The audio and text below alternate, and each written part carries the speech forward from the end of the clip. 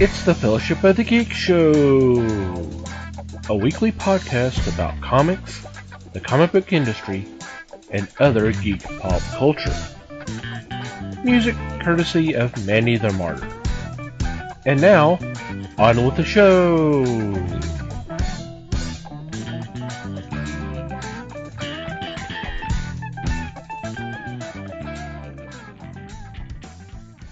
Hey there, everybody. It's the Fellowship of the Geeks podcast. My name is Thomas Chick, and joining me for this episode is Mike Marlowe. Hey, gang. Les Webster. Hello, all. And Liz Newman. Hello, everybody. How are you guys doing? Groovy. Doing well, thanks. Okay. You're like, really? After all that shit you just spewed before show, and you're fine? An hour and 15 minutes later, we're finally starting recording, and okay, yeah. Yeah, I guess. Yeah. That's okay. Hope everybody is doing okay out there. So what's been going on in your corner of the galaxy? Well, I'm feeling better. Yay. Yay. But I still haven't done much. Goodness, what have I done? I know, we asked you. We were hoping you had taken notes or something. I don't, it's. Well, the make sad stuff thing up. is, I do have notes, but I'm looking at some of this, and it's like, I don't want to talk about this. I don't want to talk about this. There's too much to explain there. I found a new, it's on YouTube. So he's a YouTuber, but I was telling you guys about Mr. Ballin, who does the crime stories and stuff. Mm. Well, this guy's name is Adam, and he's got a channel called That Chapter, and it's usually these wild, bizarre stories, Some of them are crime, and some of them are just weird, Well, I was listening to one of them. I've been wanting to watch Dexter. I heard it ended, so I can binge watch it all now. But the guy in this one, he was kind of like a Dexter, which was kind of crazy. There was a kid who went to college for film writing, and he was doing really good, wrote a few minor roles and everything else, but never really got that break that he was looking for. So he's like, okay, I'm going to start writing movies then. Well, at the same time, there's like a dating app. The way I took it, it was kind of like, back then was kind of like a Tinder, where you had several choices of different people you could talk to, and if you hit it off, you could choose to meet up with them later. Well, this guy gets to talking to this girl named Sherry. Starts, they hit it off and everything else. And he was like, hey, how about we meet up and have a cup of coffee? And she was like, well, that's fine, but I don't have a car. You'll have to come pick me up. And he was like, okay, well, give me your address. Well, she didn't feel comfortable giving this guy her address that was coming to her house anyways. I think it was, she didn't want to give him the address on this dating app. So she gave him visual landmarks of how he could get there. She says, but when you pull up in the back, you'll have to go through the garage and then come up to my back door, and I'll meet you there, and we can go out and everything. So he's like, okay, cool. Took her directions, found the house. Well, he sees the garage, and the garage is partway open. And he said, okay, she told me to go in the garage. Well, when he gets in this garage, he looks around, and everything is wrapped in plastic. Now, for you Dexter fans, you know what happens in a room filled with plastic. Somebody's about to die, So he said the next thing he felt was this blow to the back of his head. And there was this guy in a mask, and he had like this electric baseball bat, I guess. There's things like that. Well, he got enough adrenaline to himself, runs out of the garage, down the street, and falls in front of these people. And he's like, hey, this guy is trying to kill me. The guy with the mask still on goes out to this guy and he's like, "Oh, you're just messing around. He's drunk. We're having a good time. It's nothing." And the people are like, "Nah." Want nothing to do with this. So they leave this guy just there. Well, the other guy goes back to the garage and waits for him because this guy's car is still there, So he gets enough gumption, gets back to his car, and he drives away, but he doesn't call the police because he was like embarrassed that this happened and didn't know if anybody was going to believe him anyways, So second guy meets a girl on a dating app, same thing, here, follow this and everything else. Well, he's kind of anxious to meet this girl, and he gets there early. He goes into the garage, same thing. Everything's wrapped in plastic, but this guy's standing there. He's like, "Oh, hey, you're here to meet Jen. I'm her roommate. I'm a designer. I know it looks creepy." He said, "She's not ready for you yet. Can you come back in like 20 minutes? "Oh, yeah, sure, not a problem." Well, he comes back in 20 minutes, and the garage is now dark. So he goes in this garage and, pretty much same thing as the first guy, gets hit in the back of the head. He's dead, Come to find out, the second guy was actually a little smarter because before he went there, he texted his friend and was like, "Hey, I'm about to go meet this girl. If anything happens, here's where I'm going." Well, when he never heard from the guy again, he called the cops. They went there, found all this stuff. Come to find out, the killer guy was the guy writing the script. He wanted like a real life, wanted to know what it felt like to kill someone. But not only that, the victim, how they would come in panic and word for word wrote all of this stuff down, and they had stopped. Well, he had stopped at a third victim. So there was going to be a third guy to come in here and him fulfill his film writing fantasy. So he was the guy in the mask. So it's like, wow, and any Dexter fan would know he would be the guy that Dexter would be killing. These guys did nothing wrong. It wasn't like a hooker site or anything like that. It was a dating, get to know you kind of site, But it's just kind of messed up because, this kid had, well, I shouldn't say kid, he was in his 20s, but he had everything going for him, but just wanted that real life experience. But yeah, most of his stories are kind of like that because I kind of messed the story up telling you about the film writing guy. But at the end of the story, when he finally told you all of this, it was kind of like, wait, what? A guy who was supposed to be perfectly balanced, you find out has slaughtered people in his garage. And of course, he was Sherry and Jen and all these other people too. So it's just kind of weird. But if you like those kind of stories, like I said, it's called That Chapter. His name is Adam, I believe. And he's kind of cool the way he tells you his stories because him and Mr. Ballin too, they'll actually take pictures of like the crime scene and show you, like the mask that the guy was wearing or the baton thing that I had no idea those existed. And weirdly enough, it was kind of like probably not good to be thinking this in this kind of story, but it was like I could see Harley Quinn using that. Well, and in a more realistic sense, you probably get those like in Riot Cop outfits. Yeah, like that.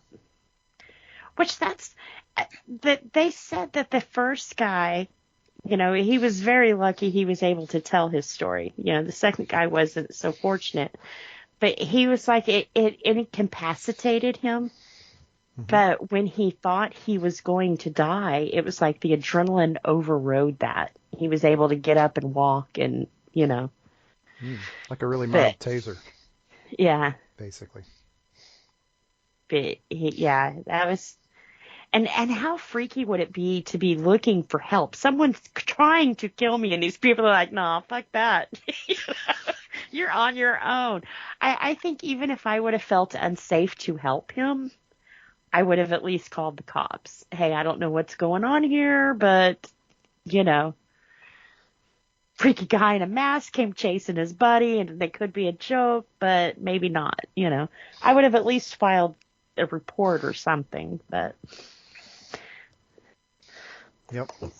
Yeah. Well, you'd hope your average citizen would do that, but yeah, not you would everybody hope. is average. Well, and most people nowadays, they just don't want to get involved. That's your problem. And for me, my heart is bigger than my brain. So I may have been the second person in the garage looking for the first guy to make sure he was okay. But yeah, it was weird because just the way he made it seem all innocent and, wham, I'm a killer guy in a garage with a hockey mask and an electric pogo stick,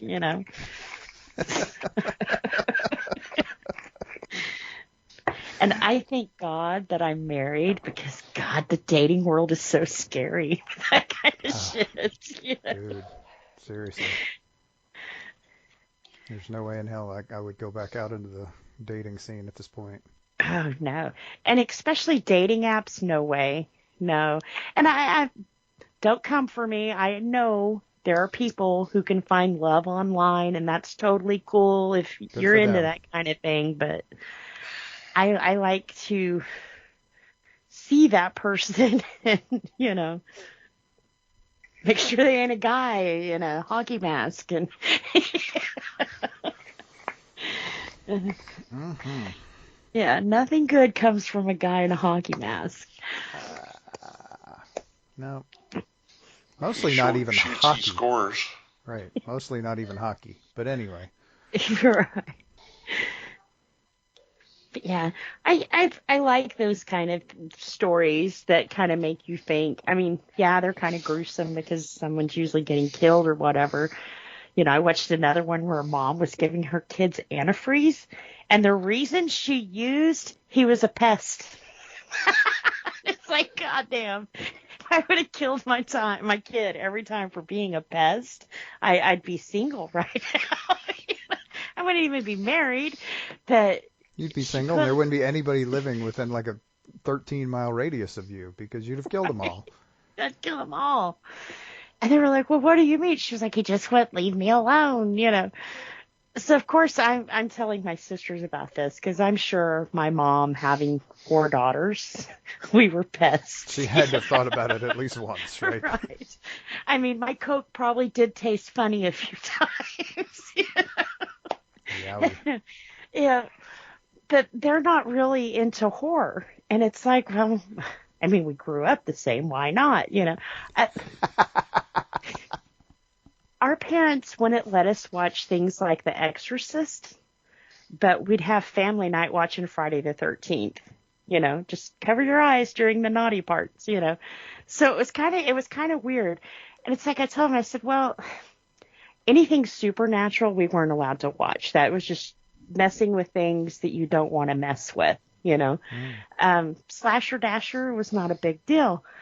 So, but, they really screwed up because with me and, and my sisters, they sent us to these things like Christian drive-in nights, where we watched these horrible, horrible movies. And it was scare 'em straight or kill 'em trying kind of movies, Do you guys remember the tracts that the Christian people used to hand out? And it was this guy was burning in hell and you were going to die. These movies were like those tracts come to life. And I told them, I said, well, the joke was on them because that's where I developed my love for horror. This wasn't scaring me. I was intrigued. So I said, that's always been my favorite genre, But yeah, I don't know the name of it, but one guy was like on a motorcycle and his friend had just accepted Christ or something like that, and he takes off riding and leaves the guy behind a little bit. Well, there happened to be like a rope or something across the highway, and it cut his head off clean, you know. Well, of course. I mean, like it And, would in real life, sure. Yeah. right. But had his friend not stopped, he would have died too. So, you know, that's what turns his life around, and he came to Christ, and it was all said and good, but it was like, you know, that was the first 5 minutes of the movie was a guy getting his head chopped off. And this was Christian drive-in night. Yeah, what's the object lesson there? Jeez. Oh, right. And the cross and the switchblade, another scare 'em, you know, kind of thing. But so I told him, I said, I thought all that shit was cool. I mean, Sounds like something out of a really fun vampire movie, doesn't it? Mm. I mean, What, the the combination crosses? of the two. Yeah, the Yeah. stringing up the piano wire across the road so it gets the motorcycle driver, and then the switchblade crucifix. I mean, come Yeah. on. This is, I mean, come on. Is this not straight out of Van Helsing or something? Jeez. That probably would have been more But better. fun, but, Well, hopefully. you know, it wasn't, you know, it was something of, I can't remember that one. It was pretty bad, but I can't remember what it was. It's probably best that you don't at this point. I mean, those movies were so gory, and it was, I don't know. You shouldn't try to control somebody by scaring them, you know. You wind up making weirdos like me who liked it. So, See, Not touching that one.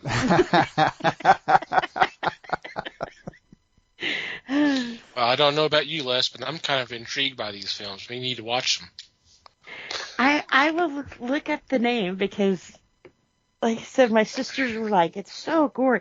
I know one of them was the cross and the switchblade. Mhm. Seen And that. Oh, you have? Yeah. I'm sorry. It wasn't scary to me. Wow.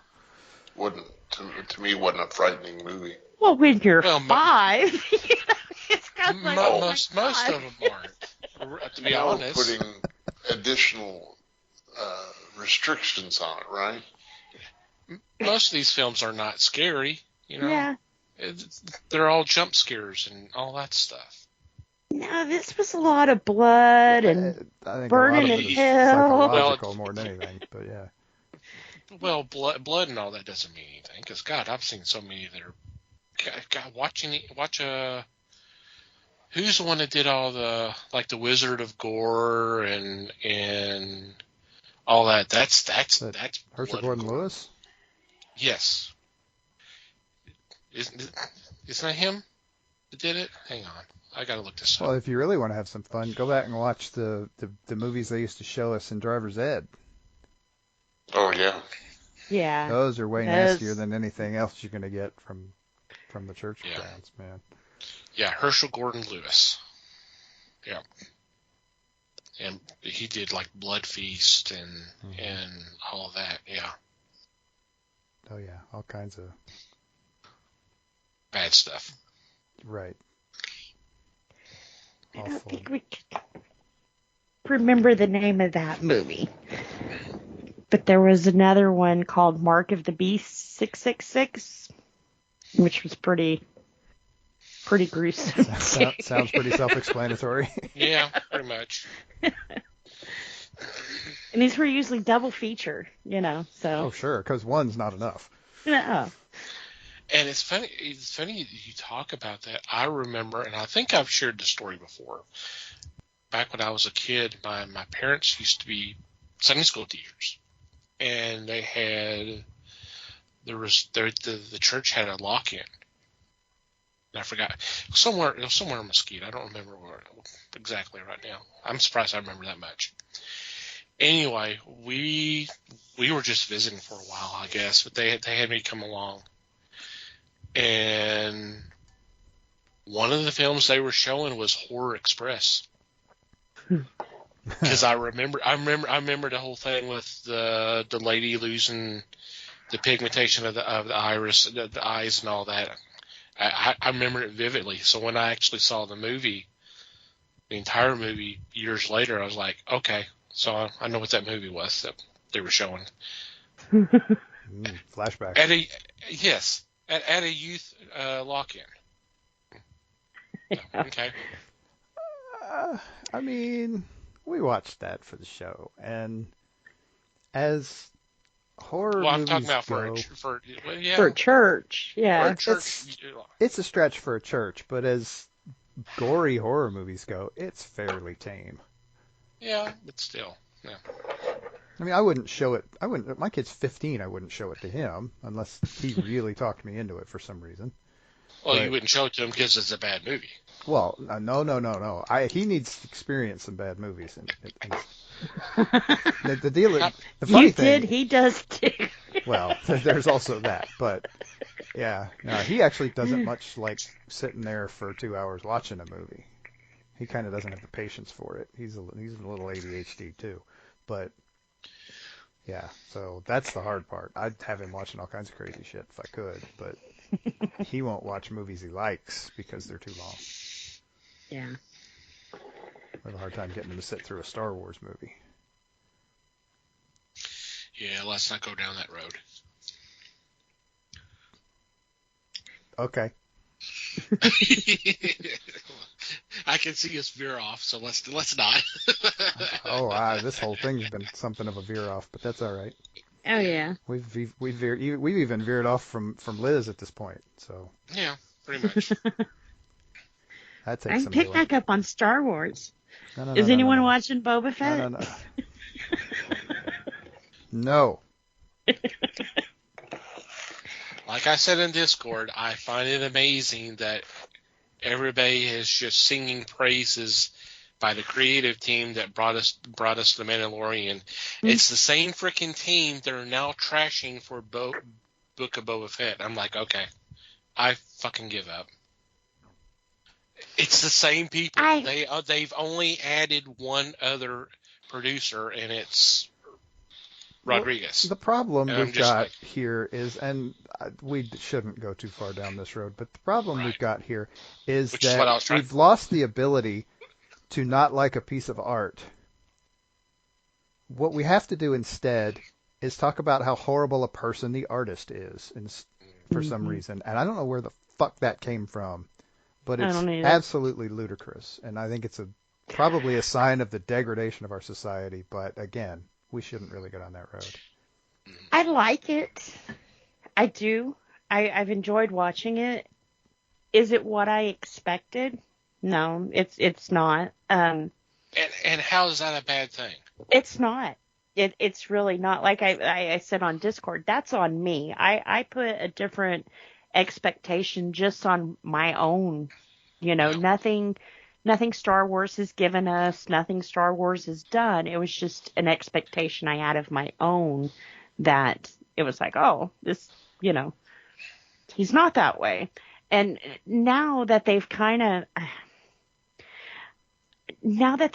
gotten to a point where they've told us both stories, it makes sense.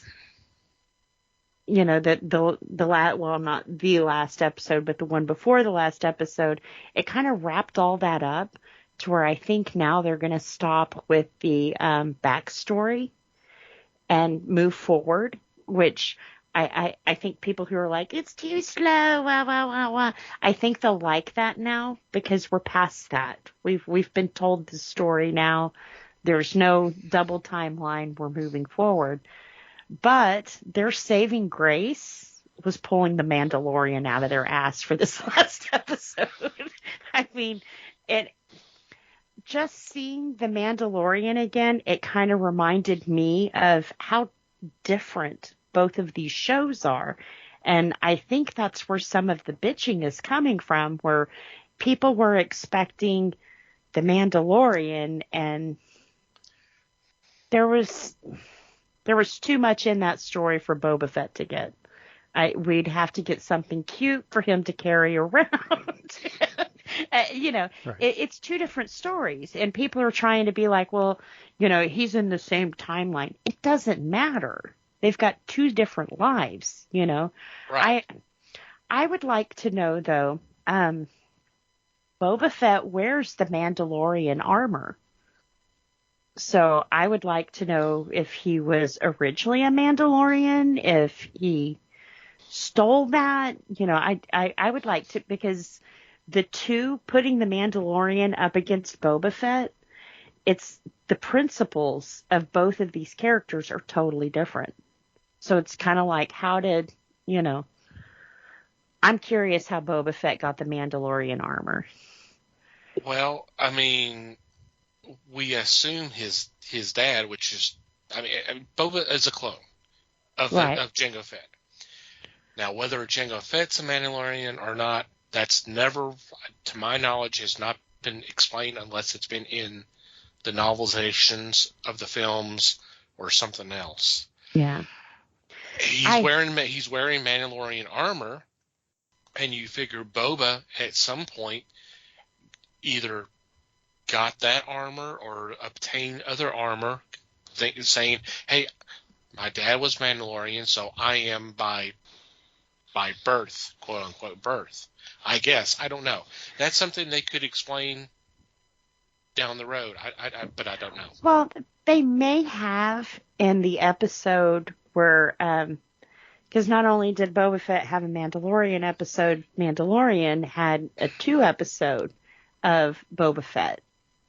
And they may have explained it then because the town that Din was in, that there was like a cop guy and he was wearing Boba Fett's armor. And he was pretty much like, I'll kill you for wearing it.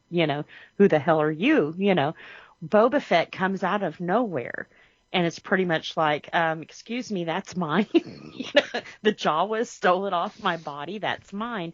So they may have explained it then, because I'm sure that Din would have asked him, hey, where did you get this? I'm one of the last of the Mandalorians. And, so I'm sure they did. They touched on that, but I don't remember.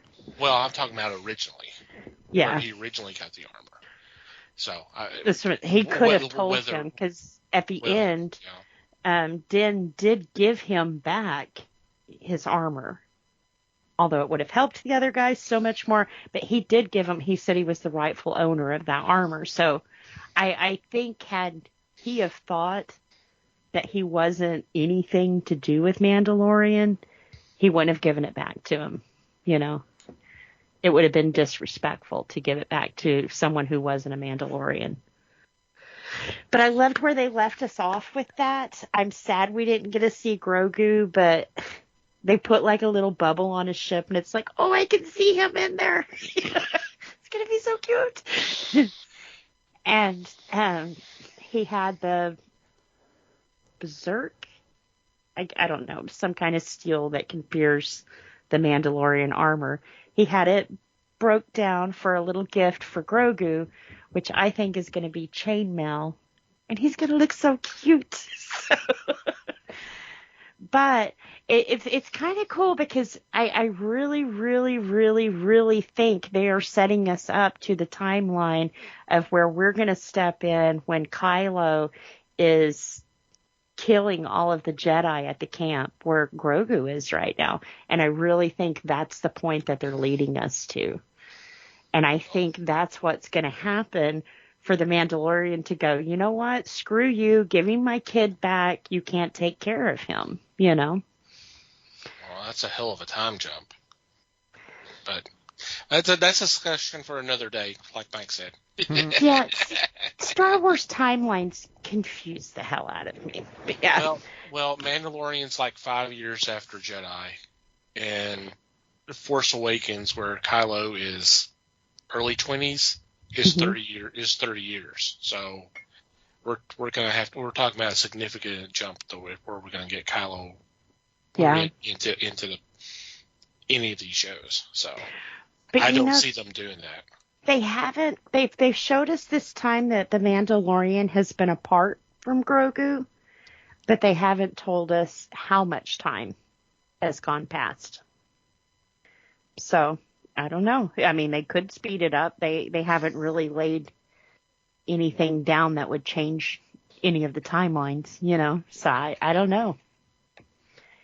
But I really think that, you know, something big is happening for him to get Grogu back. I don't see the Mandalorian continuing without him. That's like Disney's cash cow right now. You know, it's the little green dude. So I don't see them getting rid of him. And something's going to have to happen, because if the Mandalorian episode on Boba Fett is anything like what they're going to give to us in the Mandalorian without Grogu, I don't see too many people continuing to watch that. Just saying. You need that cuteness to break it up every once in a while, you know. Well, I mean, if they're going to bring Grogu back, they're basically taking him away from Luke and his teachings. But Yeah. anyway, I don't see anybody really wanting that to happen. But stranger things have happened. Yeah, but if he's not safe there, we don't want him with Luke if he's not safe. If he's one of the kids eventually slaughtered, we don't want him there. We don't want him there at all. Well, we've seen Mandalorian success against Jedi, so Yeah. they tend to lose their head literally. So Right. I think if people walked into Boba Fett expecting the Mandalorian, yes, that's where your disappointment's coming from. You know, it's hard to take a established character and go forward than to pick one out of the thin air and say, you know what, now let's make something cute and have them carry that around. And that's where the success of the Mandalorian's coming from. There's nothing to go by. There's never been a baby like that. There's never been a Mandalorian like that. So they had free reign to do whatever the hell they wanted. Boba Fett, you're a little more constrained because people know him. You know, people have tattoos of him. people think they know him. That's Right. That's the, Inexplicably, that's the because problem. It's not like he's ever had a story until now. Like Until now. That tweet that I posted in Discord. It's like a guy who stands around for 10 minutes and then falls in the belly of a creature. It's surprised that there's actually character development. They has personality. It's like, yeah, I mean, come on, that's all we know, other than what's been established in the books and comics, which now may or may not be part of continuity. Right. So how much of that is canon and how much is not? But that's not all we know, though. Like I said, Boba Fett had 2 episodes in The Mandalorian, and when he showed up, he was ready to kill everybody there. Give me back my shit or you all die was pretty much. So they gave us a different Boba in those episodes than what they've given us in this series. And I think that's where the disconnect is happening too, is because it was like, wait a minute, he walked up on scene like Billy Badass, I understand, but I point out to my original thing, same creative people. Right. They know what they've got a plan. We don't know what the plan is. And the fact that we're trying to decipher it and criticize because it's not going the way we wanted it is a problem. No, and I like the direction they've taken it in. Like I said, that was on me. I like it. No, yeah, I'm not jumping. Right. If it sounds like I'm jumping down your throat, I apologize. I'm not. I'm just, that's the thing that's really been kind of upsetting me it's literally nothing but negative every week. Oh, a new episode came out, and then here's what's bad. This is where they got wrong, and it's just like, so it's like. Yeah. Once again, it's the thing that Mike talked about last week, and we're really going long on this. It's the minority that's making the loudest noise. Yeah, and it is. Because Disney, they're not going to continue something that's not making them money. They just won't do it. So whether it's hate watching or watching, they're watching. All righty, Mikey. Bail us out. Okie dokie. I don't know if I'm going to do that, but I at least have something different to talk about. Yay! Different from Star Wars, anyway. Nothing 'Cause- but Star Wars. Okay, so I have finally righted a wrong. There are a ton, I'm sure, of movies that I just friggin' should have watched by now. And I watched one this week. The Blob? I've seen The Blob, believe it or not. Oh, The black hole. yeah. I think we watched that for a show, for an episode, didn't we?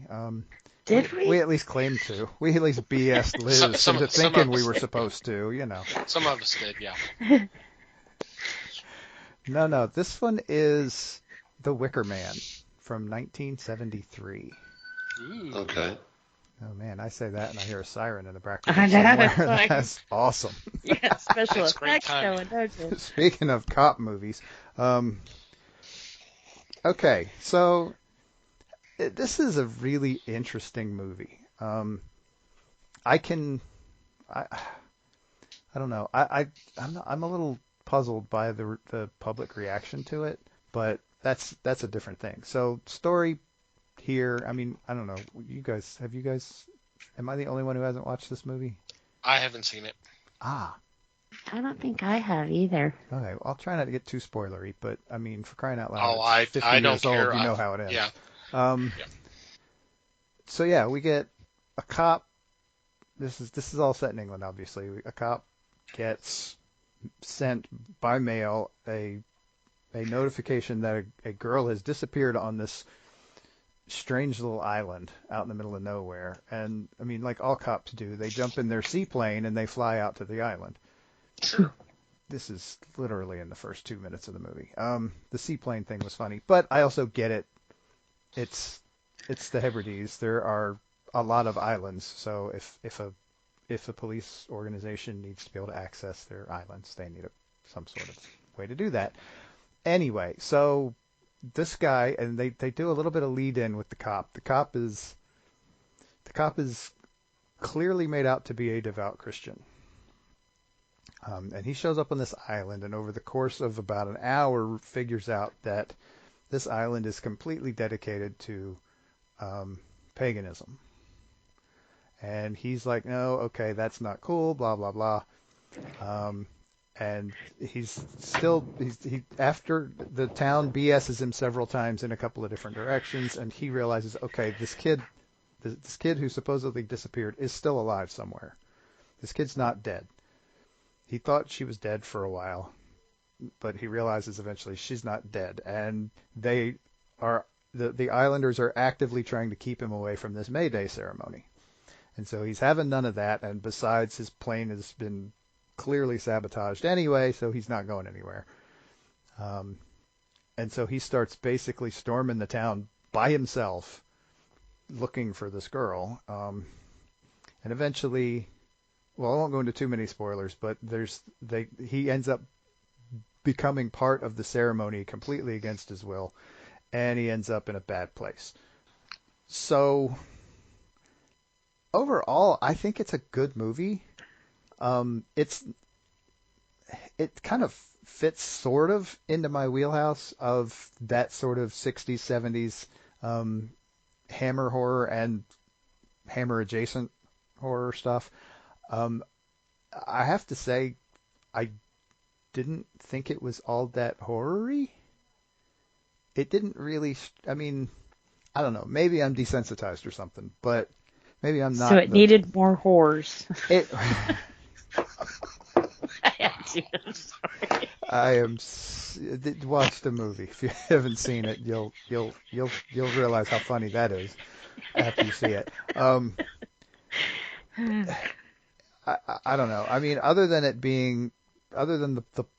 the whole ceremony being a lot darker than the cop thinks it is, I mean, it didn't seem all. I mean, and the fact that you've got a bunch of clear pagan references and obvious pagan worship going on. I don't tend to think of that as horror, but whatever. I mean, I guess to each his own, and I guess there's a context from the time frame. This is, like I said, this came out in 73. So maybe that was a bigger thing, especially in England. I don't know. Now, didn't Christopher Lee do another one too that we did a show on about pagan rituals and kids missing? Yes. You're thinking of Nothing But the Night. This is a much better movie than that. Okay. Much better movie.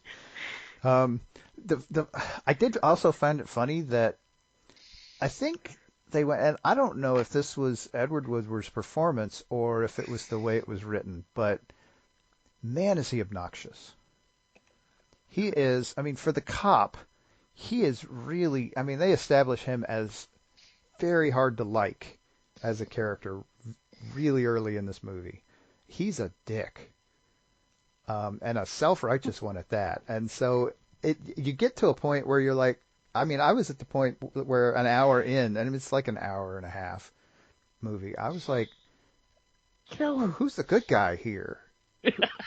I haven't found a good guy yet. I mean, Christopher Lee's character is likable, but one, he's not really in the movie that much, I didn't think. And two, he's kind of leading this whole pagan cult thing. There are no good guys. There are no bad guys. They're just you and me, and we just disagree. Ooh. Mm-hmm. Do what did he done did he do? There she was, just walking down the street. I mean, Mm-hmm. anyway, yeah. Fun song references from decades ago. But anyway, so, I mean, overall, I think I liked the movie. I'm not sure how I feel about people saying it's like one of the greatest movies of all time. I mean, like I said, there's a lot of not very nice things going on in this movie, and I mean, it's not like gory or anything either. So, it's just I don't know. It's a little puzzling to me. I mean, like I said, I like it. I would probably watch it again, but yeah, I mean, I don't know. I'm kind of mixed on it, I think. Yeah, it's usually on a lot of lists, somewhere like a top 10 or something like that. And that, so Yeah, especially for British. yeah.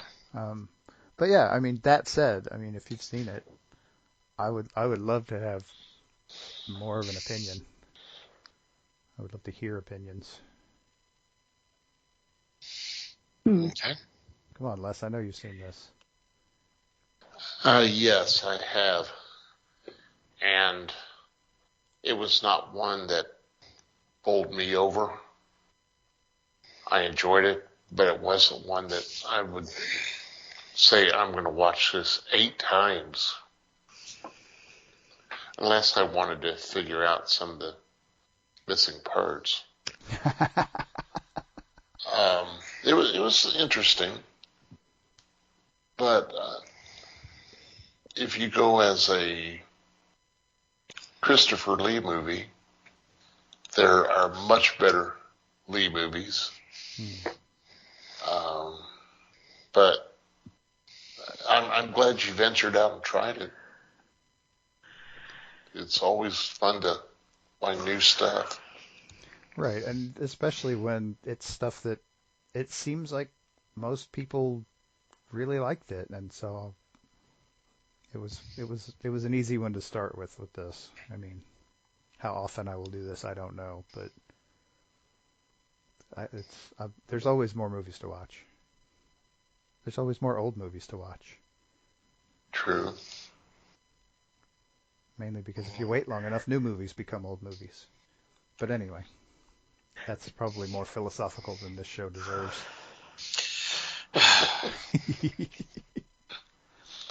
I like the concept. Yeah, I mean, there's a lot of interesting kind of layers to it, and I don't know, maybe it's one of those that just requires multiple watches to get it all or something. I don't know.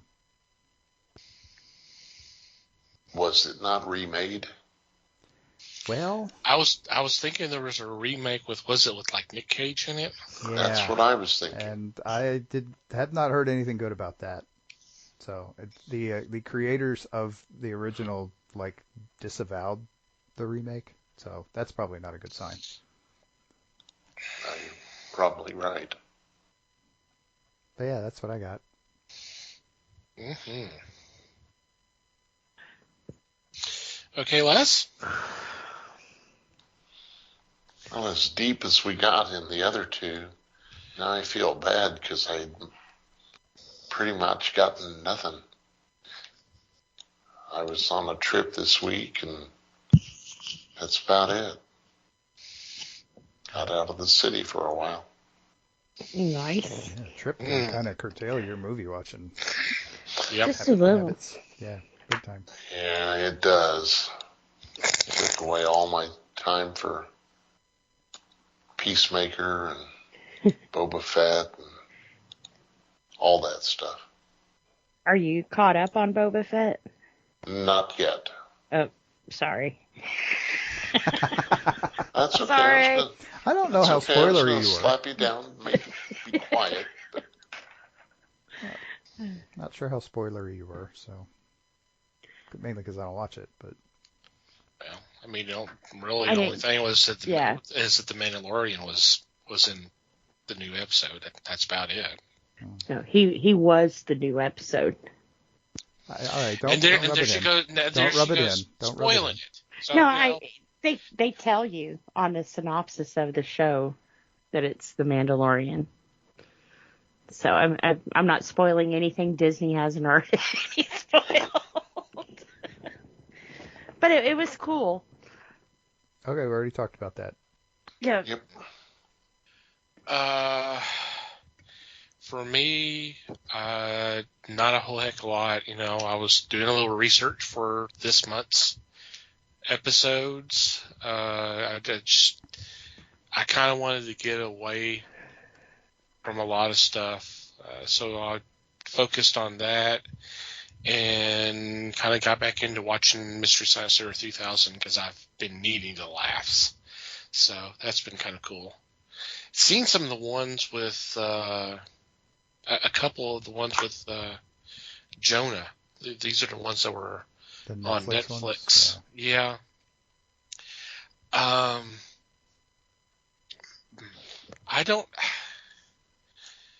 I hate to sound like that guy. It just seemed like it was such a turnover that the vibe was just not really there, and that's more likely on me than anything else. I mean, some of the jokes were really funny, but it's like okay, we're doing a new show, we're gonna do everything's gonna be kind of totally different, and that was a little bit of a shock to me. And at what point did they change Gypsy's name to GPC? Which, of course, you put it together, that's Gypsy. But it's just like, that's what they call her now. And I'm like, okay. Not sure why that was needed, but that happened. But, and one of the things that they were showing, I've been watching on Twitch where they'll show a little bit of some of the offshoots, like Cinema Titanic and Film Crew, a riff track or two, not a lot, because all this is kind of tied together through Shout Factory. So whatever Shout Factory actually has the rights, that's usually what they'll show on they'll stream on Twitch.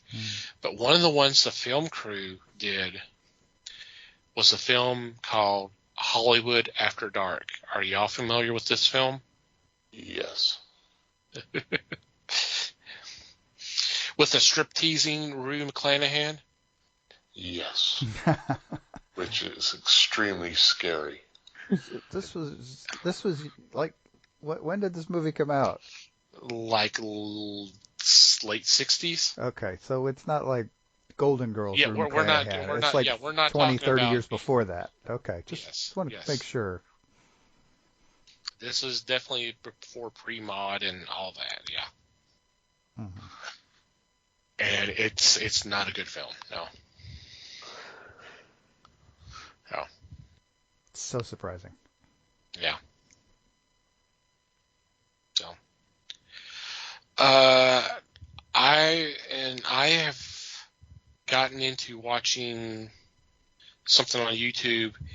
The channel is called Rock History Music, and this guy kind of does little 10, 15-minute divots. Most of it's interviews, but he'll go in and he'll talk about some of the news items that are happening in rock as well. But I kind of fell into it. How did I do it?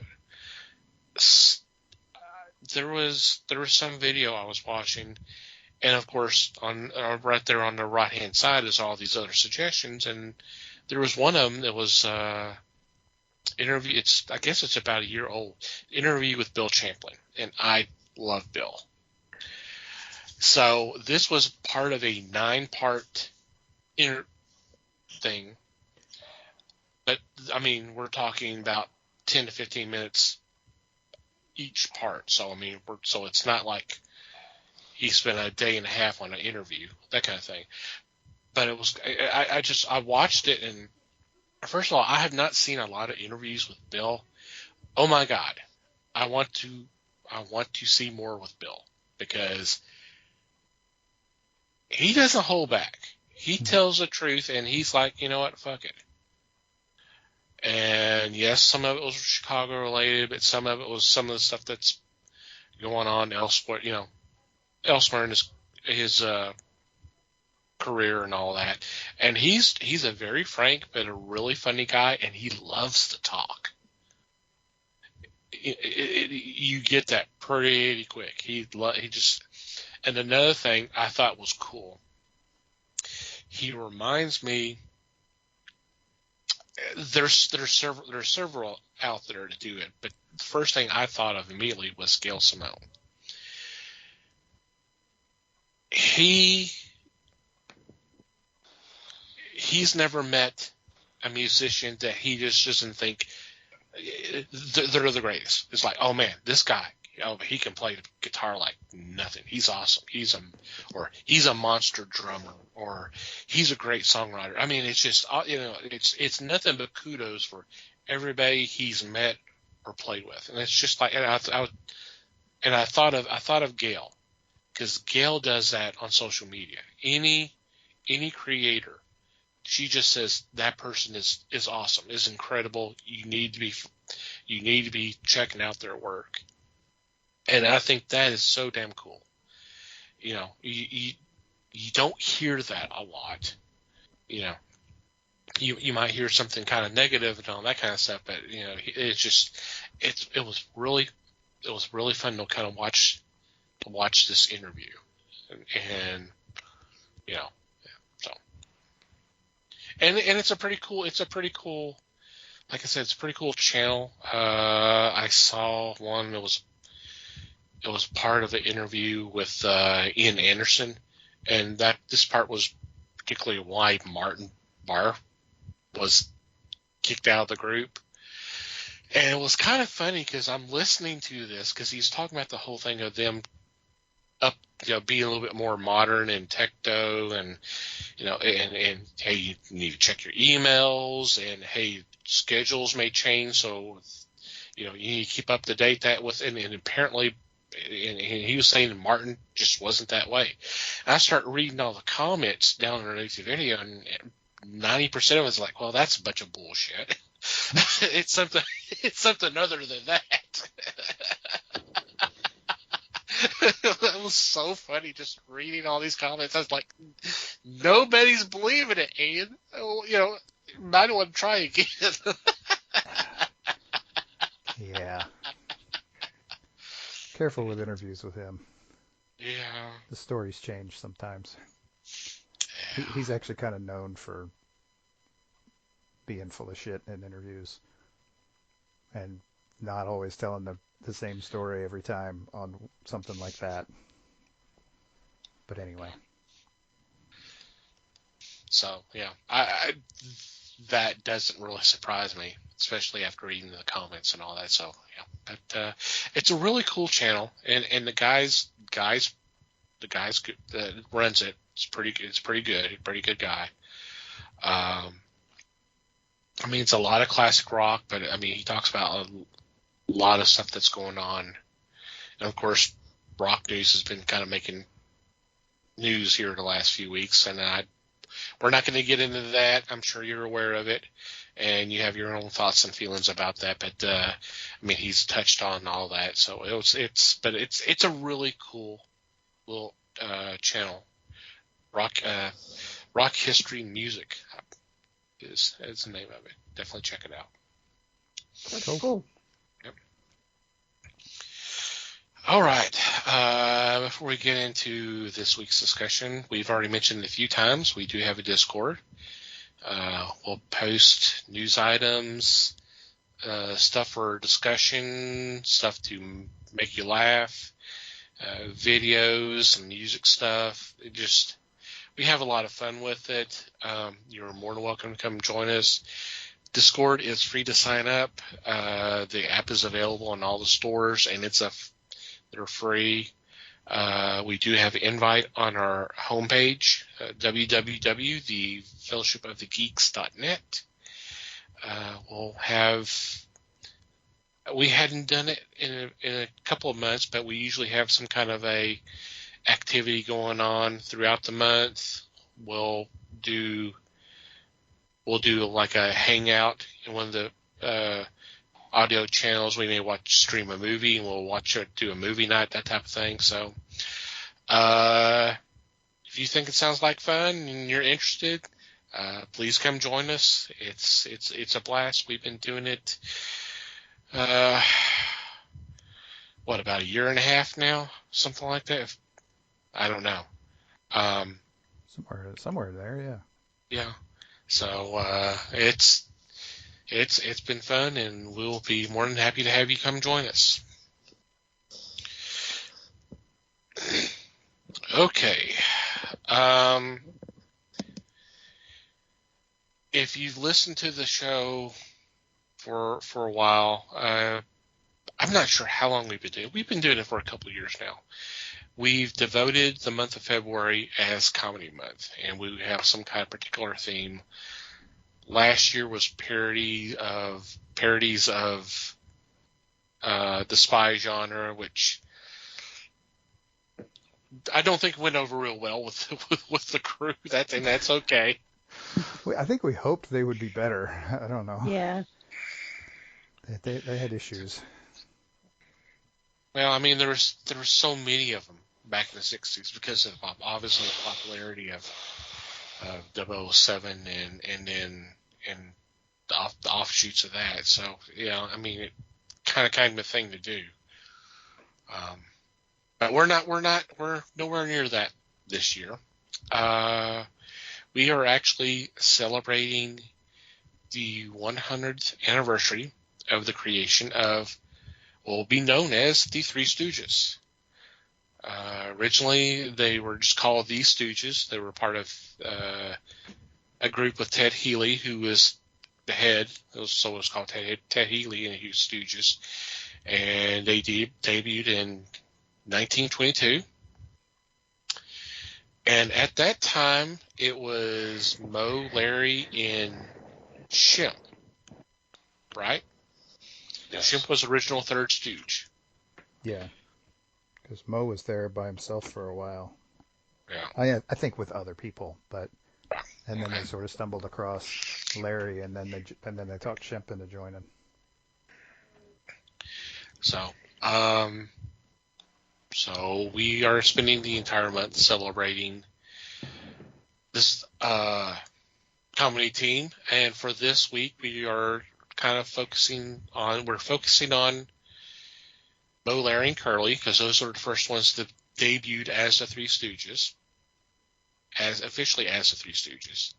Mm-hmm. We may spend some time on Ted Healy in the Stooges if y'all want to. So with that, why don't we go ahead and get started?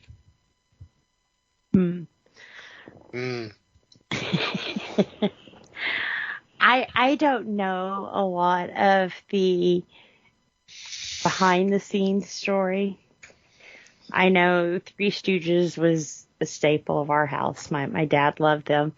Curly was always my favorite.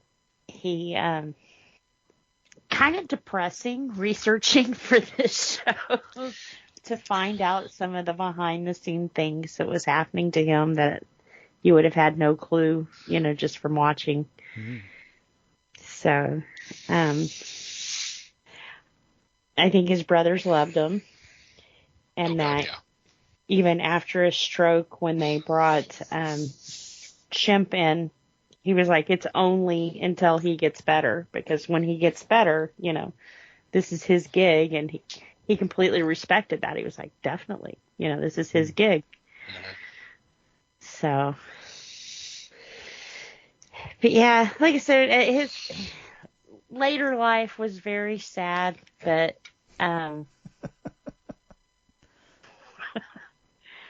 lots of laughs definitely from his show.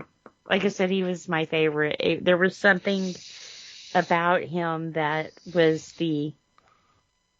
he was the innocent one of the three. Yes, he was the childlike. Yes. Yeah, maybe so. that's why I liked him so much. Well, he was the youngest of the brothers. True. I believe. Yes. I think he was. Yeah. Now, when I know Shemp isn't part of this, but was Shemp a brother also? Oh, yeah. Or was Yes. he Shemp was actually okay. the oldest brother. The oldest brother? Yeah. Okay. So it's always been brothers. No. Plus Larry. Plus Well, Larry. yeah, Yeah. Larry. I forgot Larry. Don't forget Larry. Yep. Don't forget Larry. Yes.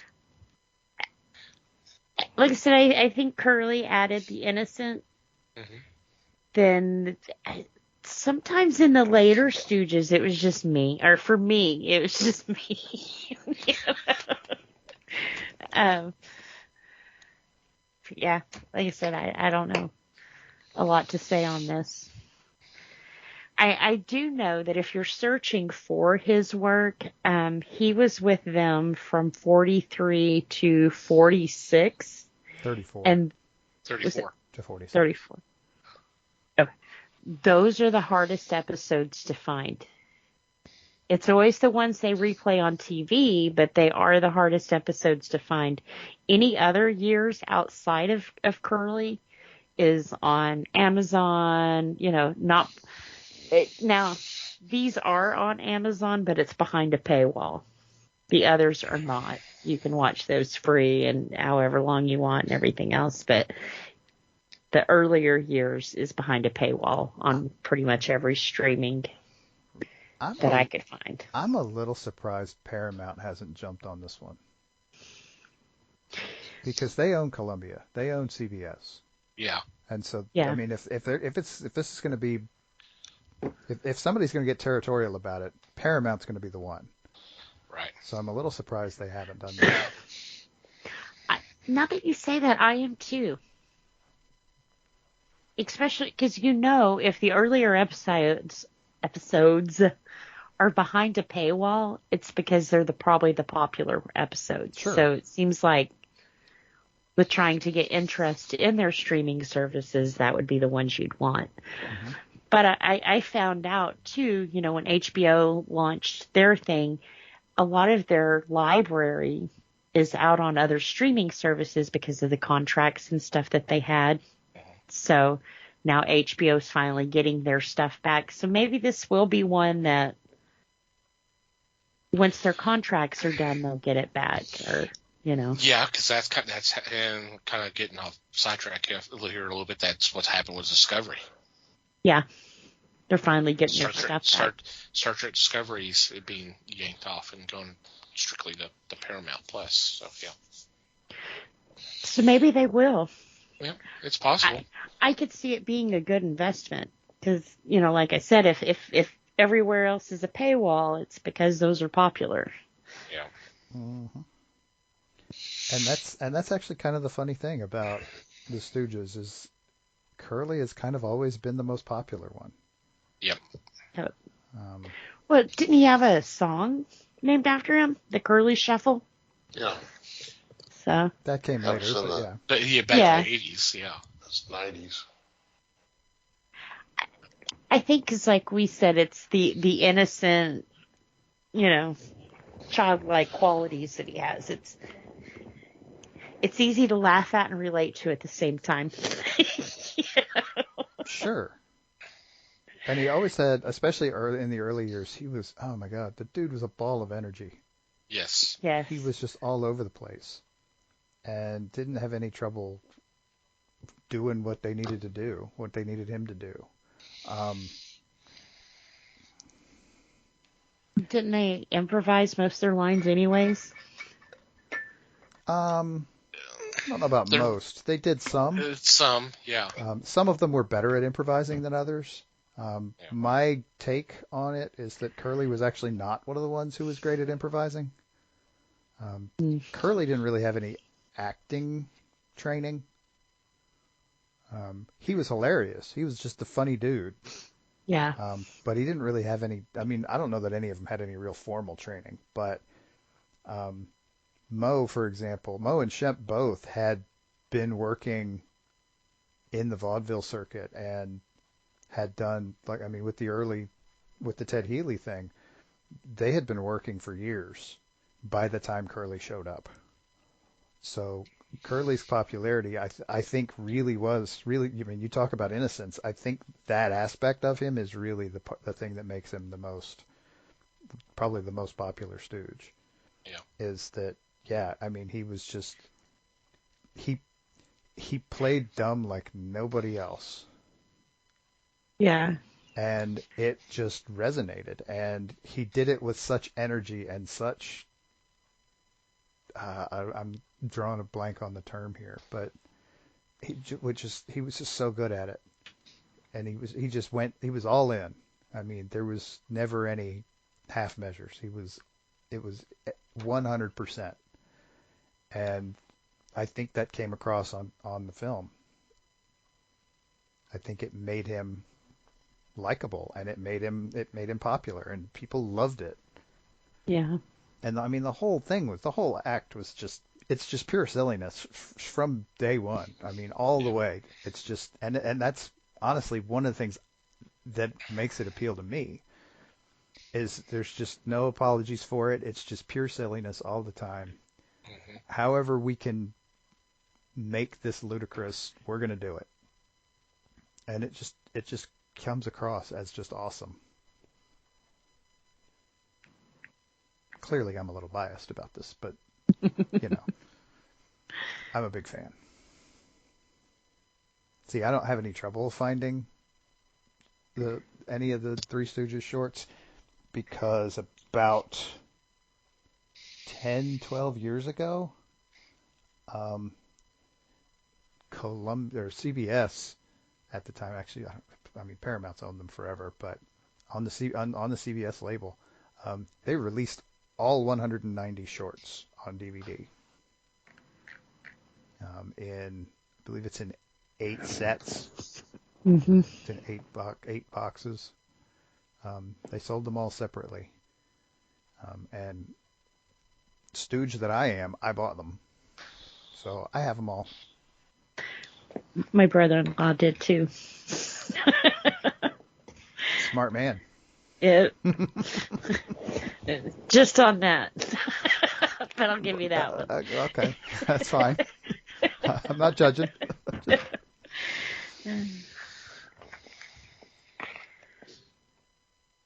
Well, and that was another thing, looking for these episodes.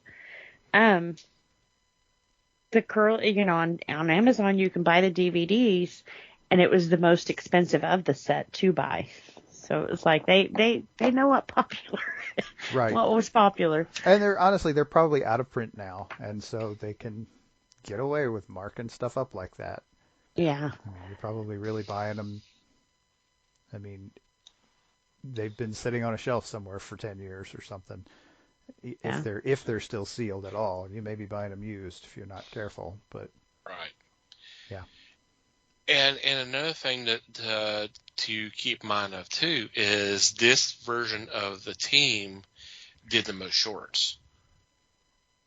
Ah. Okay. Okay. It's like 90 of the 190 are starring Curly. It's the Curly version. So, I mean, Yeah. over half. So yeah. They worked them hard. Not only shorts, they had quite a few movies too with Curly, didn't they? No. Not movies. No. Not movies? The movies Okay. came much later. And the movies The came was after Curly, Shemp. Right. Yeah. So we will get to that. We'll get to him eventually. Eventually, yep. Yeah, but yeah, no. I mean, another thing to keep in mind though is, in addition to making all of those, I mean, in a 12-year span, they make 90 of these two-reelers. They're also doing live shows the whole time. Oh yeah. Mm-hmm. I mean, they only really did they only really worked on the shorts for like 40 weeks out of the year. So they had 12 weeks where they could do whatever they wanted, which usually was touring a live show. So they were working hard. Yeah. For sure. Which was probably what led to his stroke. Well, we can get to that. Let's give others a chance before we get to the sad transition. Oh, the transition happened before he died, but yeah, it did. We'll get to that. Les? The Three Stooges were a mainstay for my brother and I, because we would watch them after school every day. Usually before we would do our homework. And then it was a battle for my parents because we would be slapping each other and hitting each other and yelling yuck, yuck. And my mother wasn't keen on the show, but she could see the kind of the impact that it had on viewers of the show. Sorry. Sometimes literal. The pun of that just Yes. struck me there in the moment. Sorry. Yeah. Sometimes literal impact. Yep. So Mom was considerate. She felt like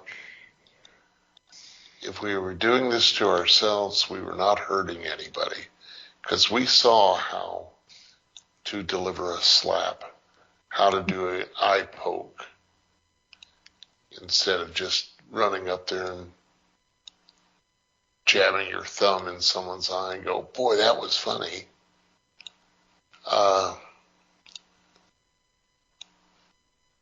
Curly was a big influence, as he was to most kids our age.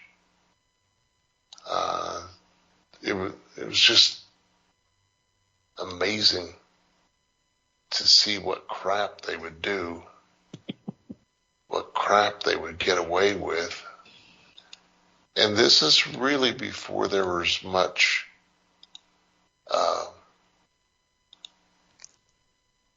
what do I want to say? Much control from the censors. Yeah. There was some, but they didn't really lean on the Ted Healy's group or some of the others like that came later, like the Ritz Brothers or the East Side Kids. Those organizations, which were well done in their own way, but you could see where the main influence came. It was definitely the Stooges. We enjoyed them. We loved them. Yeah. Yeah. Let me ask y'all guys something before I chime in. Have any of y'all seen any of the footage when they were Ted Healy and his Stooges? Yes. I haven't. It's something I've been meaning to look up for a while, and I haven't gotten around to it yet. How about you, Liz? I had to look up Ted Healy because I thought he was the blind electric guitar guy. So No, that was That's Jeff that was Healy. Jeff Healy. Right. okay. So no, I don't know his work. It's weird to watch it after seeing what came after it. And the reason why I say that is basically Ted Healy is doing the Mo Howard. He's the one who administers the punishment. He's the leader and that kind of stuff. And so basically Mo has been pushed, is kind of one of the others. You just do something stupid or say something. And it's weird to see that. It really is. After seeing all this other stuff, it's kind of funny. Well, not funny, haha, but it's unusual because we're so used to him being, well, he's the leader, he's the one that talks for everybody else, and all that kind of stuff, and now all of a sudden you see him in a position where he's not. Mm. Yeah, I have to look those up. that's very different. Right, Les? Yes. Oh, by far. But it's been so long since I've seen that Yeah, it's something I've version. Yeah, it's something I've seen within the last few years. I don't think there's a lot of that still around, for better or for worse. But I think you're right. From what I had seen, it was kind of surprising to see it. But just to see that version of the group and where, Mo is literally no different than the rest of them. He'll and so anyway. And Ted was a local boy. Oh, was he? He was from Kaufman, Texas. Okay. Oh wow, there you go. I didn't know that.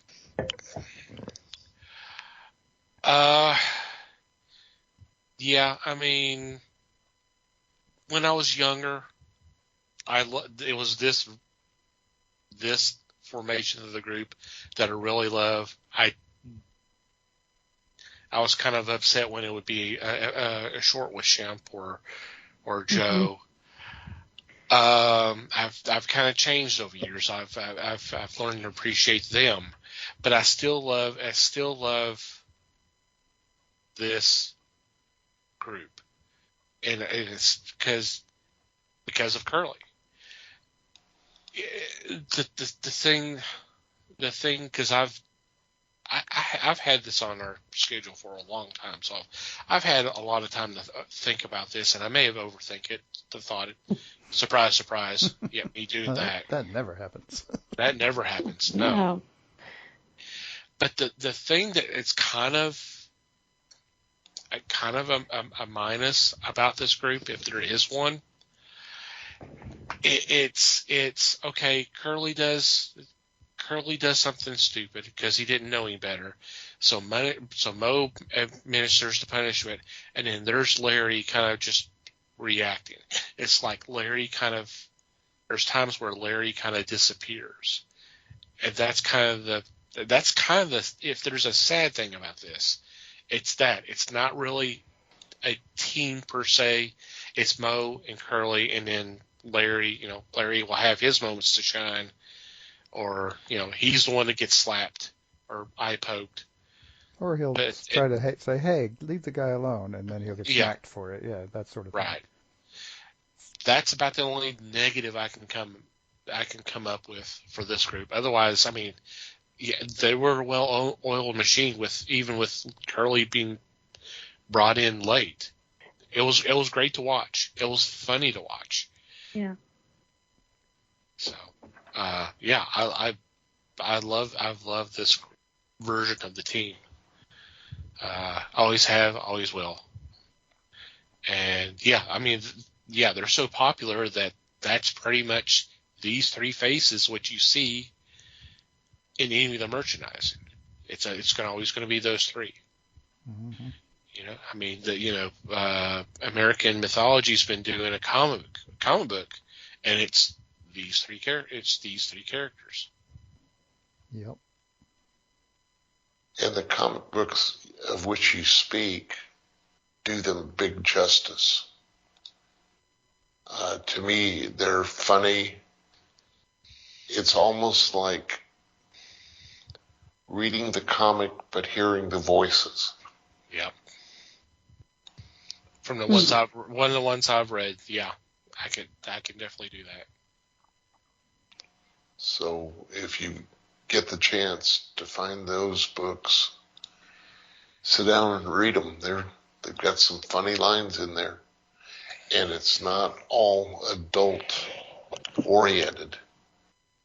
This stuff can be picked up by kids and read and enjoy them just as much as anybody else. That's good, because some of their shorts back in the day were a little more adult oriented. True. I mean, I seem to recall one about, that was, almost making fun of Prohibition. Yes. So there's some alcohol going on in some of these things. Yeah. Brewing their own beer. Yep. Remember that? I mean, the first, I believe it was the first of the Columbia shorts was called Woman Haters Club. Yep.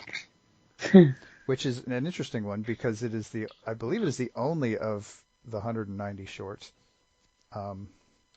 that is in verse entirely. Mm-hmm.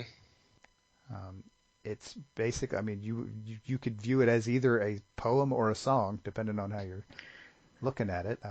They're not singing much of the time, but it's all in verse. Yes. And it's the only one where they're not going by their names. Yeah.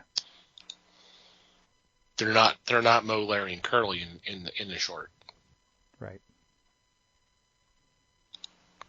It's the only time that's happened in shorts. Mm-hmm. It's an interesting one. It's a little different. Oh yeah. One. They get a lot more familiar after that, but it's really interesting. They do also sometimes play other characters. Right. In addition to themselves, which is fun. There's one, I don't remember exactly when it's from, but there's one where Curly is also playing their father in addition to himself. You get into some fun, a little bit of camera trickery there. Is that the one where Dad was going to get married, but there was this whole thing about them bumping him off to get the money, and Mo, Larry, and Curly find out what's going on. They're trying to stop the wedding. Yeah. Is that right? Yeah. Yeah. Funny story, and we'll get to this. We may get to this next week. They remade that one with Shemp later. Yep, I remember that too. They actually kind of did that a lot. Oh God, yeah. They would reshoot the same script with different, like when Shemp came along, because honestly budgets got cut dramatically later on, and so they were recycling scripts pretty consistently there for a while. Recycling scripts, and then when Joe comes along, they actually recycle some of the footage. Yes, they did. We'll definitely get into that. Oh yeah. Because there's one with Joe, but it was originally done with Shemp, and some of the footage that's supposed to be Joe, it's actually Shemp. Right. And they're not, and if you know them, Joe is bald and overweight, and Shemp is not. I mean, right. Shemp is actually kind of long, shaggy hair and is fairly slender guy. Yes. Yeah. So it's kind of funny. It's pretty obvious. Yeah. But yeah, that's later. And it's later. Yep. Do you have a favorite short with Curly? Can you narrow it down to No. one?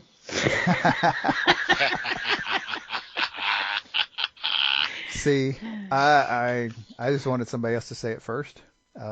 I can't either. After having watched them all, my favorite one is about half of them. Yeah. Just because, I mean, they're honestly, the part of the deal is that I mean, they call them short films because on the equipment of the time, the deal is that a full-length feature film would run anywhere from like 6 to 10 reels worth of film. And these things were basically 2 reels long. So they would run usually 15 to 20 minutes total. Yep. They're so short and they're so densely packed with stuff. And honestly, they're just so damn funny. Yeah. I mean, very few misses, especially early on. You get past about 1936 and they're just all awesome until, I mean, honestly, well into the wartime era. There's just kind of a sweet spot there between about 36 and about 42, 43 that it's just amazing. So yeah, no, there's no way in hell I could pick one favorite out of that. Mm-hmm.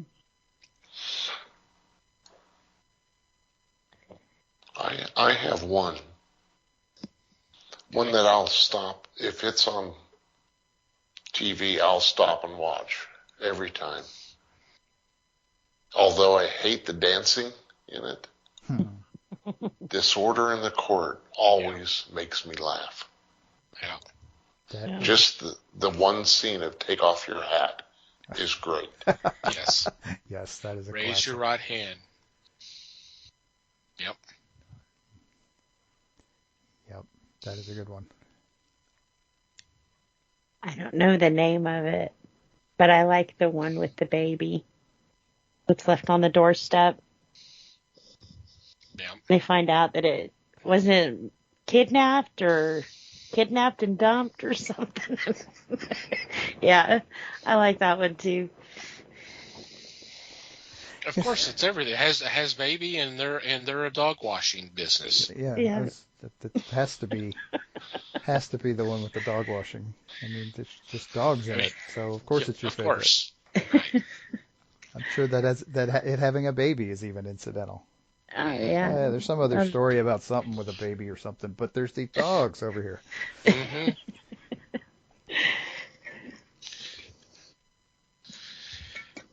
I was thinking she was going to talk. What was it called? The 3 Pigskins or something like that, where they were mistaken for college football players. Y'all remember that one? Oh yeah. I figured she would have picked that one because of who was also in that short. Who was in that one? Lucille Ball. Ah. Oh, yeah. Yep. Okay. Back when she was blonde. You probably wouldn't recognize her, but when she starts talking, it's like, that's Lucy. She's always had that voice. Yep. I'll have to look that one up. I think it's, let me see if I can pull. 3 Little Pigskins, I believe, is the one. 3 Little Pigskins. Mm-hmm. She's the one that Larry hangs around with. They start talking Pig Latin. If I remember correctly. So, yep. Very cool. I can't pick one because what may be my favorite today, maybe something else tomorrow or next week, something like that. I can't do it. There's, like you said, there was way too many really strong short films. Yeah. I mean, the writing was great, the execution was great, and we probably should take a couple of moments to talk about some of the other actors that basically became a troupe because it seemed like they were in all the films. Certainly in a lot of them were during the Curly era, and they crossed over to the Shemp era, and then it kind of fizzled out, and there was another group there for Joe. But just to be the straight men or women in these short reels. I mean, they had they're professionals. I understand that, but even professionals, God, we saw it all the time with Harvey Korman, would break up watching some of the stuff that was going on, and you figure they did it as well. But props to them, because they obviously were well enough or good enough that they kept bringing them back literally every short film. Mm-hmm. Yeah, and it's fun too, because you'll see one of those folks.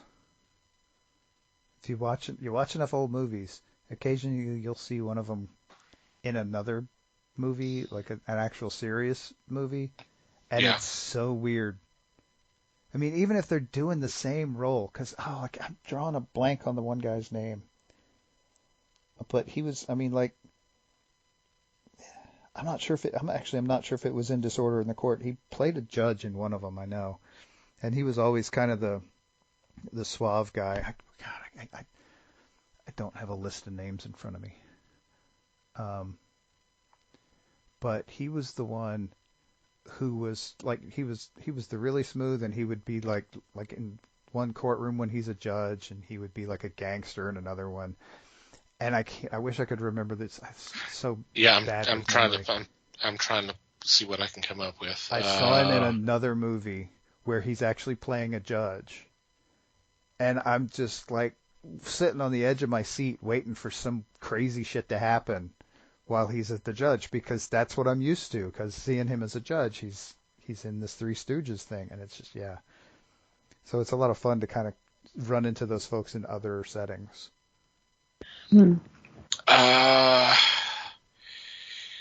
I'm thinking it's Kenneth McDonald. Yes, Kenneth McDonald. I want to 'Cause he say he usually might did have a- even been a judge on an episode of Perry Mason at one point. I think and he did a was lot of just Perry like- Mason. Yes.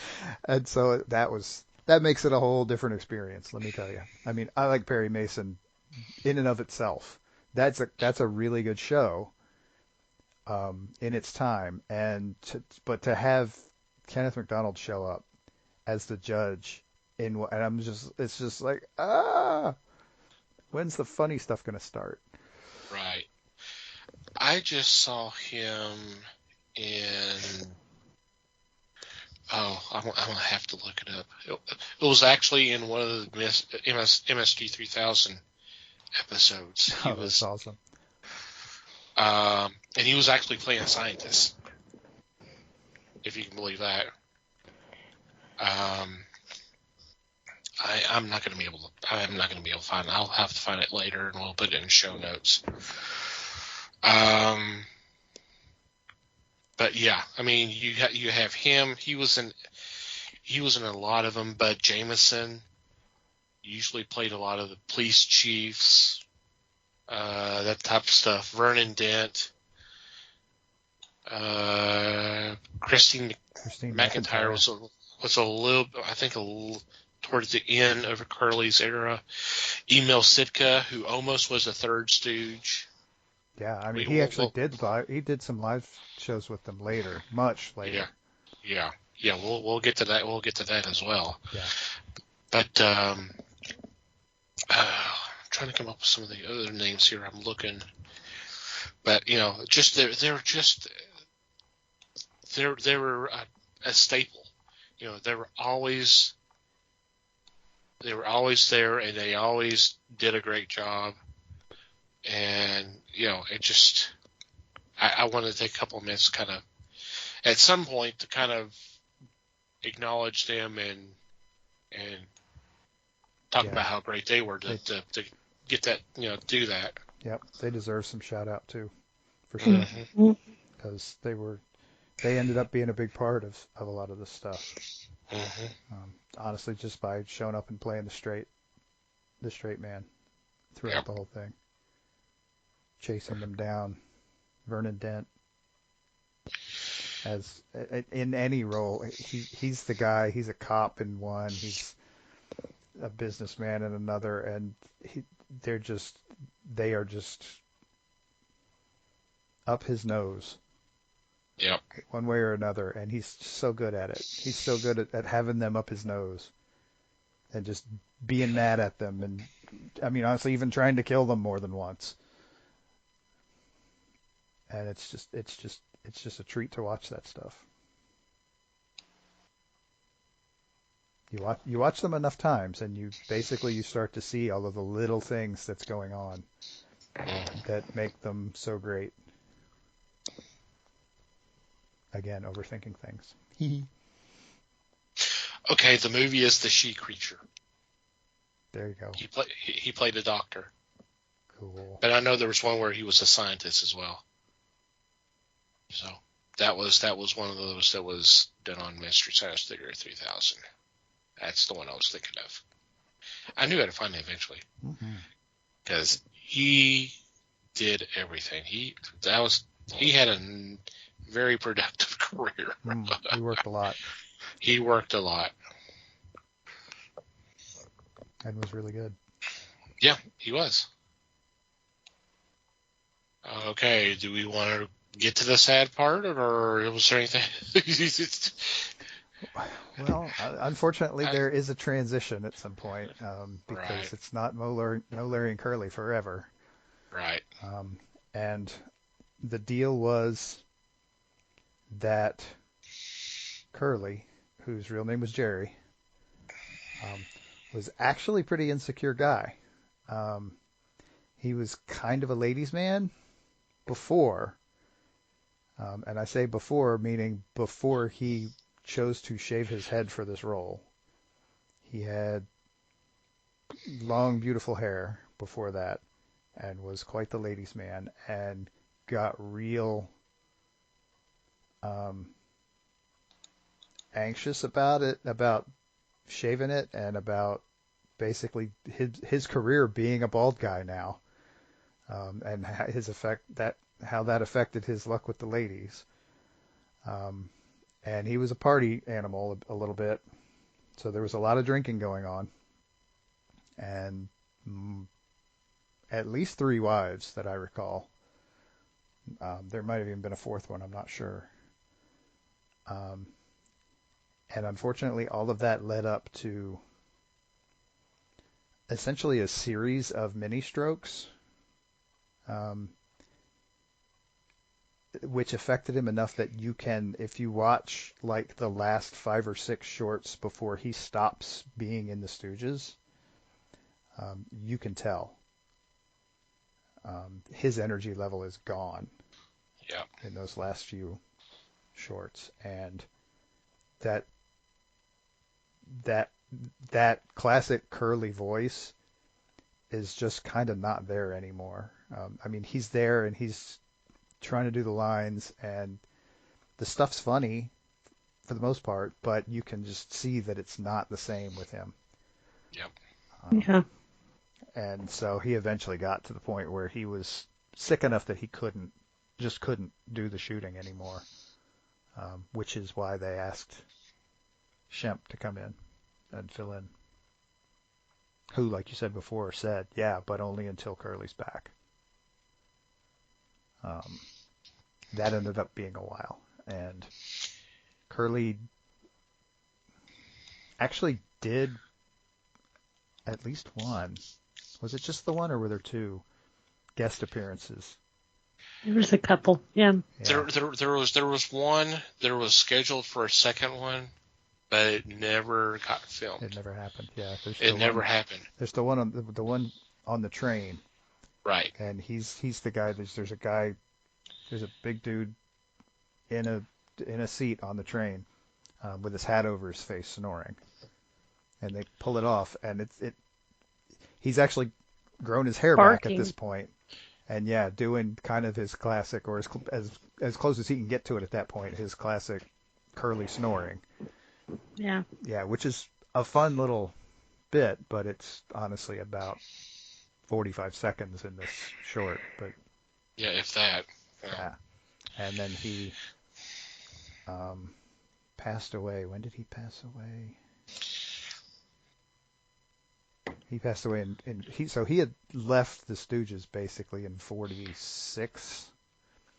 He actually didn't die until 52.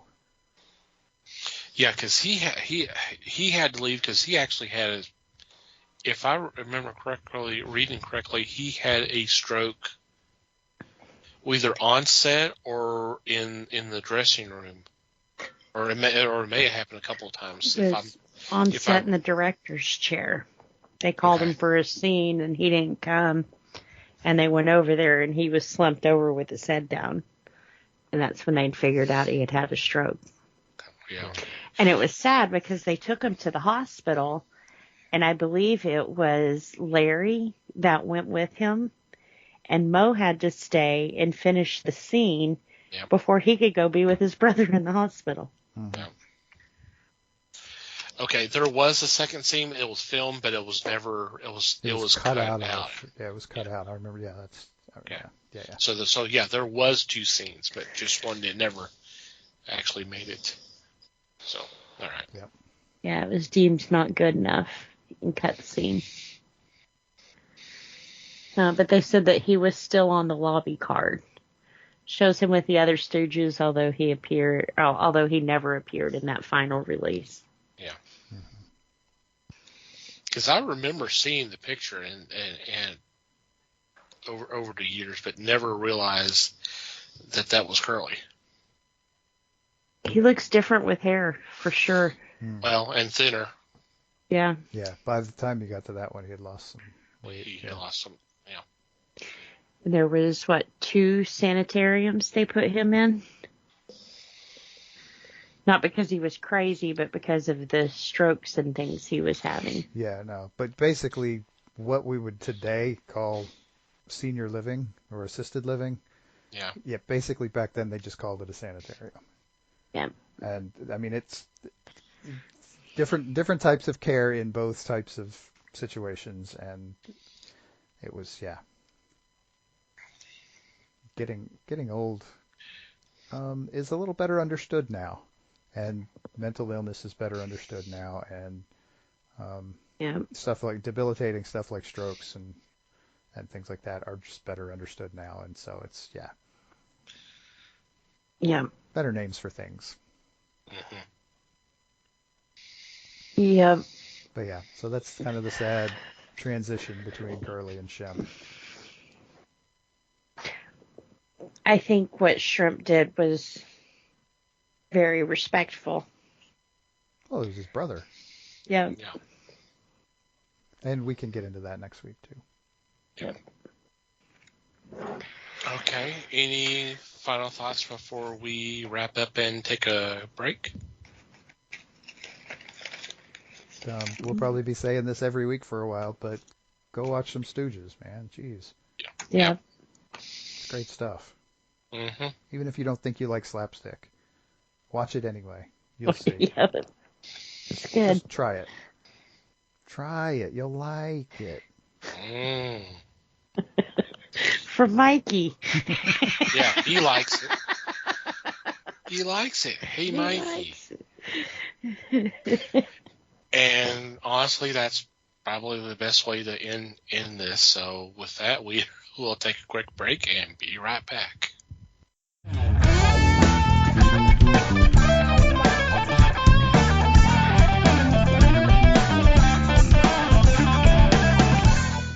And we're back. We normally do picks at this time, but as y'all know, we hadn't been doing it for a while due to, excuse me, all the situations going on with distribution and shipping and all that. So we've put that on hiatus. We actually have something new, a new segment coming here coming in the next couple weeks. So should be fun. will take the place of the picks, and I think we'll have some fun with that, and hopefully y'all will as well. So, any special mentions or shout-outs this week?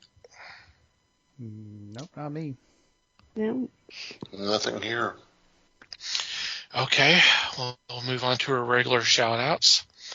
First, want to thank Pop Goes the Culture Podcast Network for allowing us to be part of a great group of fellow podcasters. Check out our show notes, and you'll see a link to them. Thank you guys all, as always. Want to thank the fine men and women who make up Podern Family on Twitter, who've been so kind as to spread the word of the fellowship by retweeting our tweets.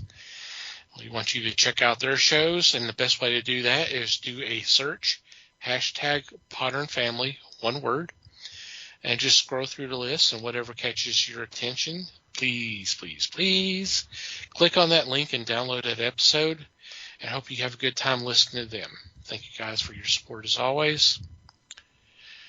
Want to thank Manny the Martyr for supplying the music to our podcast. In our show notes, there'll be a link where you can check out their music. Thank you guys as always. And finally, you, dear listener, thank you for downloading and listening to today's episode. We value your feedback. Any questions, comments, suggestions, complaints, observations, what have you, please send them our way. We want to hear them. There are several ways you can contact us. Our email address is email@thefellowshipofthegeeks.net, or you can go to the website and go to the About Us page, and there's a contact form that you can fill out that way. Social media, we're on Facebook, The Fellowship of the Geeks, and obviously we're on Twitter, @FellowshipGeeks. Follow us on both platforms. If you like to follow our personal Twitter accounts, Mike can be found @MikeyGeek. Liz can be found @LN_geek. Les may or may not be found @FakeLesWebster. And I can be found @TomTCGeek. And from wherever you download our episodes, if you'd be so kind as to rate and review the show, it would be greatly appreciated. Anything else before we say goodbye? Just thanks, everybody. Thanks, everybody. Thank you for listening. Appreciate you listening. We do appreciate your support as always. And until next time, geek on, my friends.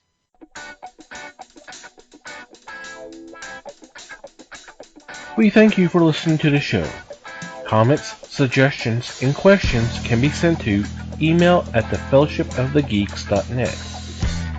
You can follow us on Facebook @The Fellowship of the Geeks and on Twitter @FellowshipGeeks. Until next time,